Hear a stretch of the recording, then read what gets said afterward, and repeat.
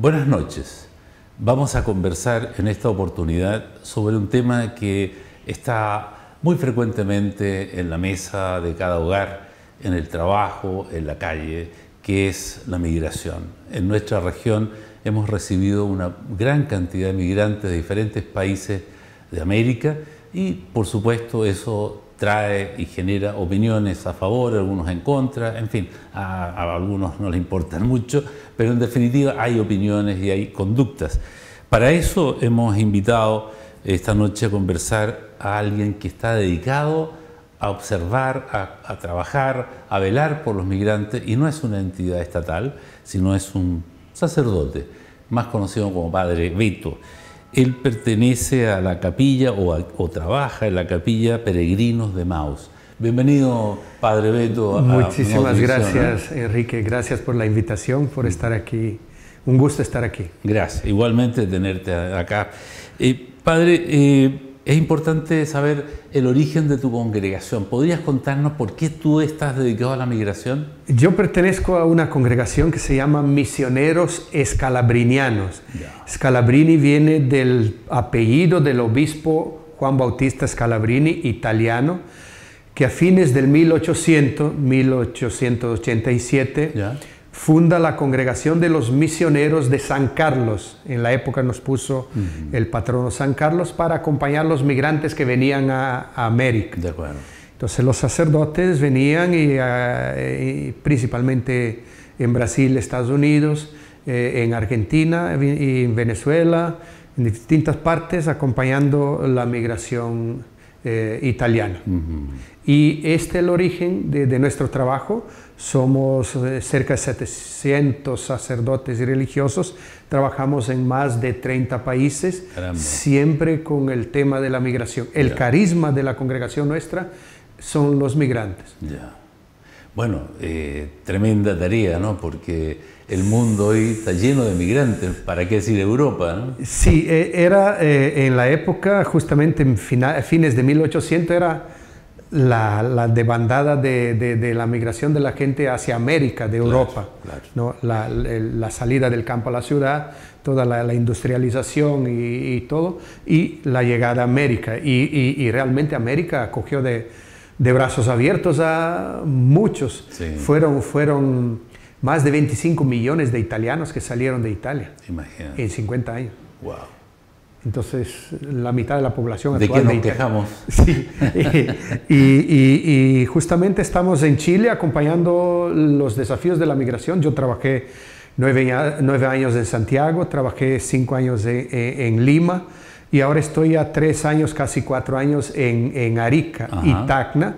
Y nuestra meta en el trabajo con los migrantes como iglesia es trabajar en el origen, tránsito y destino de los migrantes. ¿A qué te refieres con eso exactamente? Entonces, el origen, ¿dónde salen los migrantes? ¿Por qué salen? La familia, y un poco incidir para ver y combatir las causas de la migración, y que son muchas. Claro. Y en el tránsito es donde los migrantes pasan, los corredores, las fronteras. Entonces, por eso estamos con una casa de acogida para migrantes en Tacna y otra en Arica. Y este es el principal foco de nuestro trabajo, una acogida inmediata y transitoria a los migrantes que están de paso y que se dirigen a su destino. Y otro es principalmente en las capitales o en las grandes ciudades donde llegan los migrantes. De acuerdo. Y ahí entonces con todo un trabajo de iglesia, pero no solo de celebración de la fe o reunirse o catequesis, esto sí, pero un trabajo integral, religioso, social, jurídico, legal, político de incidencia, en el fondo para el tema de las leyes migratorias y para que los migrantes tengan una vida digna. Y en Chile estamos justamente en esta frontera y en la capital, Santiago. Yo trabajé 9 años ahí con una casa de acogida para mujeres migrantes y con todo un trabajo con la parroquia personal para los migrantes latinoamericanos en Santiago. Y desde ahí conocí y acompañé la primera llegada de los venezolanos, el boom fuerte de los peruanos del fines del 90 al 2010, que fue ahí, la llegada a partir del 2005 y en adelante un poco de los colombianos y dominicanos. Los últimos 10 años en el fondo fue la llegada de los colombianos más fuerte, de los dominicanos, de los haitianos, de los venezolanos, ¿no? que hay una diversidad de la diversidad. Mm. Entonces yo trabajé en esta capital y ahora en la frontera con este desafío, acompañando también mucho de incidencia dentro de la iglesia. Yo coordino la pastoral migratoria por la diócesis de Arica. Entiendo. Entonces, acompañando también para que tengan una acogida digna los migrantes que llegan a esta ciudad o que están de paso. Claro. Padre Beto, no es una tarea fácil, evidentemente, porque cuando uno migra no tiene idea dónde va, qué le espera, qué puede ocurrir, qué seguridad tiene de llegar bajo un techo y tener un plato de comida para alimentarse en el primer día de llegada. ¿Qué tan terrible es eso? ¿Qué tantas experiencias tienes tú como estadística? ¿Cuáles son las cosas que más comúnmente te toca resolver? Sí, hay varios temas para tratar aquí. Sí. Primero, cuando la gente sale, piensa, voy por un periodo corto, por un tiempo. Yo salgo, soluciono, pago mis deudas, voy, me encajo y regreso. Y 80-90% sabemos que no es así. No es así. Entonces el sueño inmediato de conseguir un futuro y todo, pero después algunos regresan conforme a la situación o buscan otras migraciones, pero yo considero el migrante como un no acomodado, un no resignado a quedarse en el lugar. Yo creo que delante de los desafíos y las crisis que se presentan, y buscar un futuro, el migrante es el que no está contento en quedarse, es un soñador, busca algo más.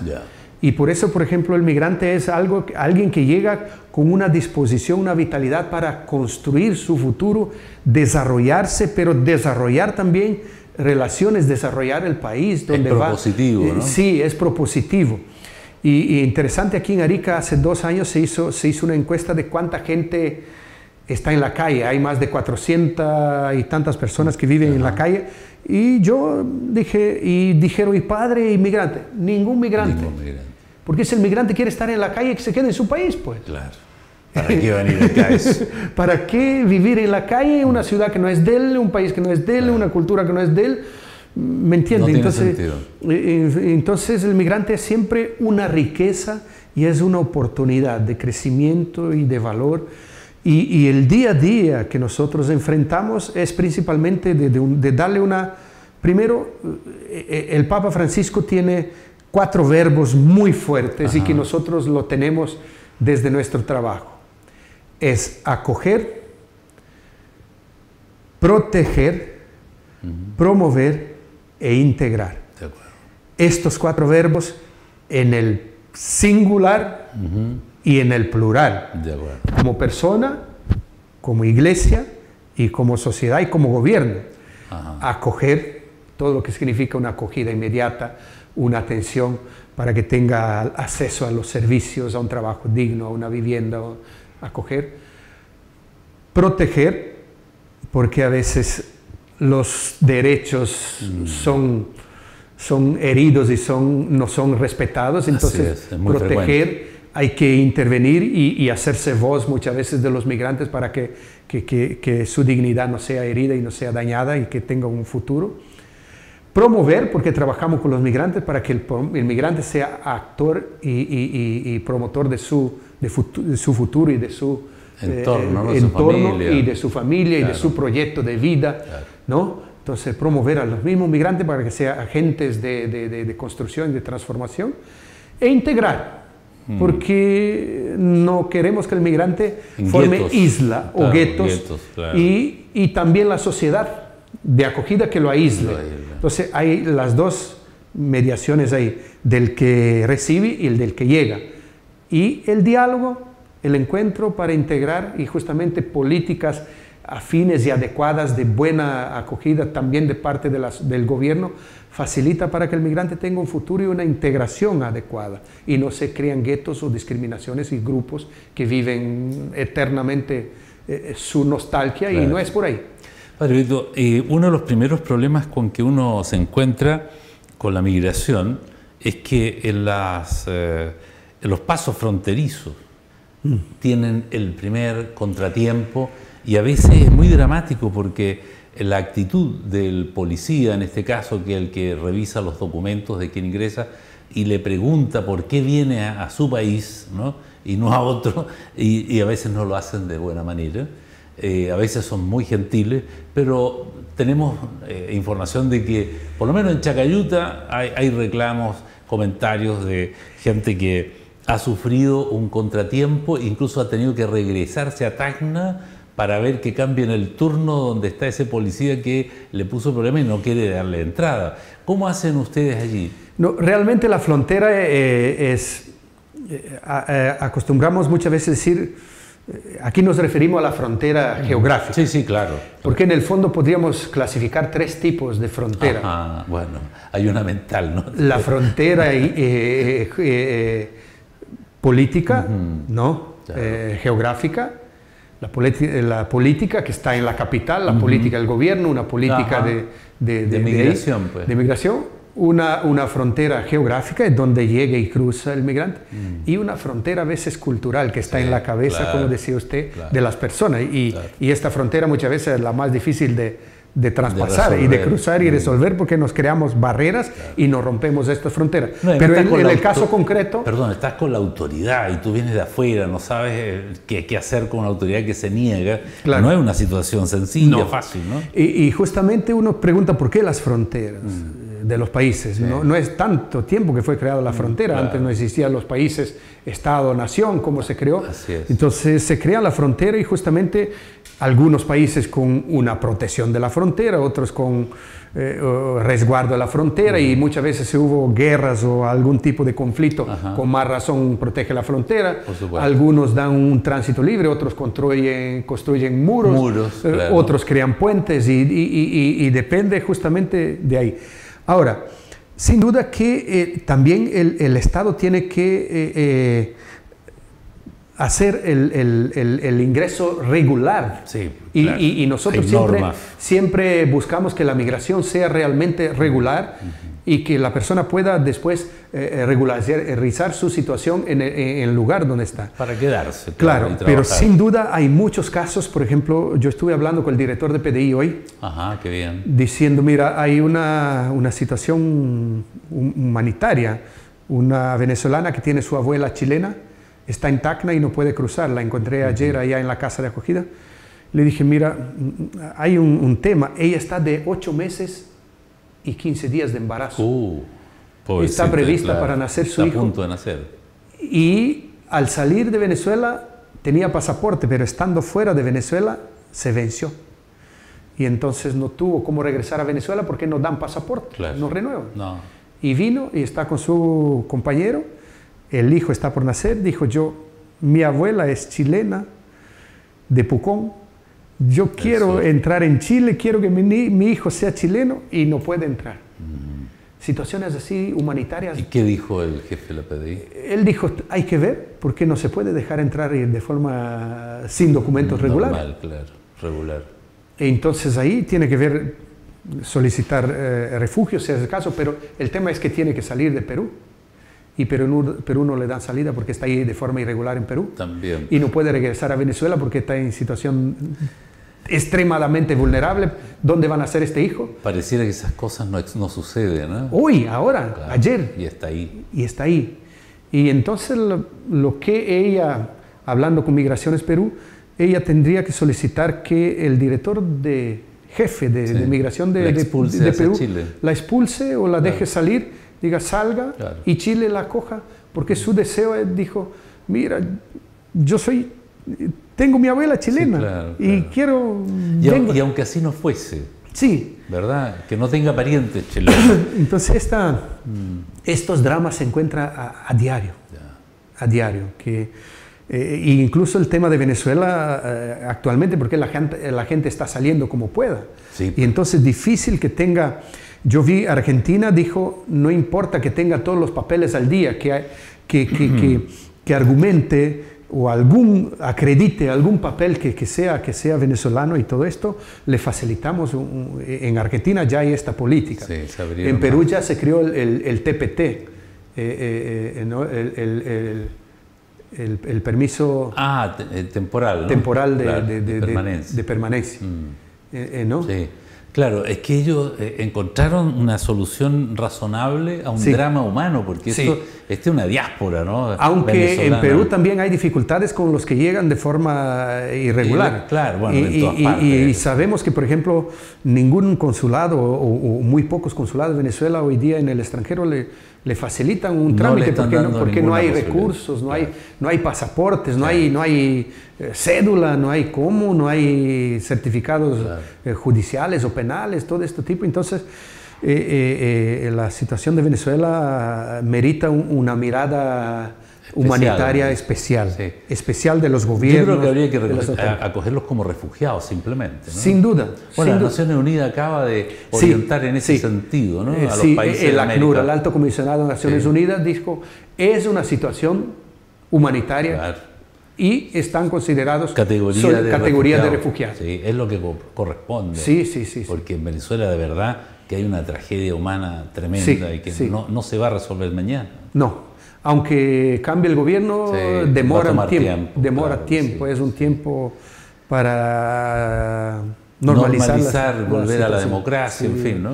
Todo un tema. Padre Beto, es un tema interesantísimo. Yo sé que tú viajas la próxima semana, pero quiero dejarte comprometido para que volvamos a conversar sobre esto, porque es muy interesante. A la gente en Arica le va a importar muchísimo tener una visión tuya de qué sucede con la migración, cómo acoger, cómo proteger, cómo integrar a la sociedad ariqueña, ¿verdad?, a quienes emigran acá y que además vienen a trabajar.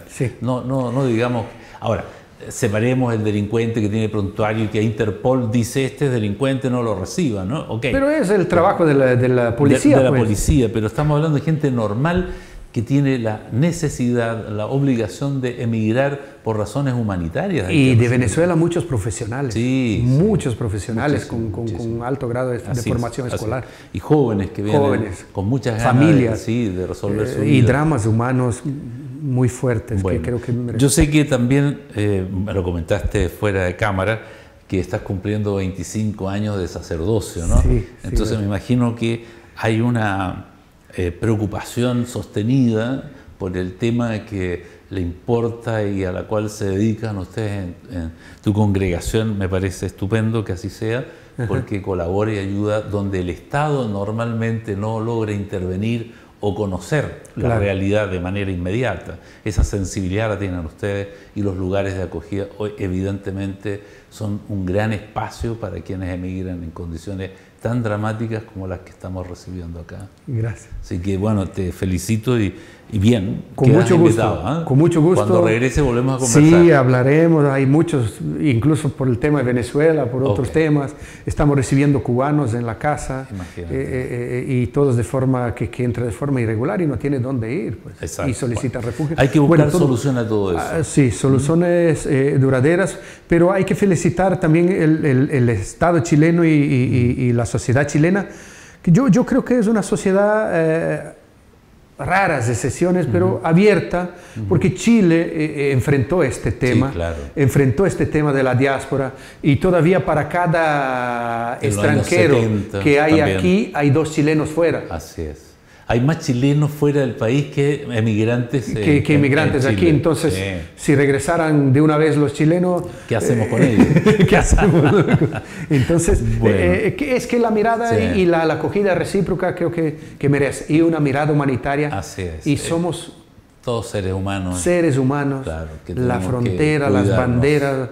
A veces nos divide por eslogan, pero somos en esta tierra, Dios la creó redonda, para que nadie diga soy dueño todo de ellas. Así es. ¿No? Todos somos iguales. Gracias. Ya, Padre Vito, encantado de hablar contigo en esta primera oportunidad y quedas invitado para que sigamos conversando este tema, ¿sí? Muchísimas gracias. Bueno, gracias a ti por venir. Bien, vamos a unos comerciales y luego más noticias en Notivisión.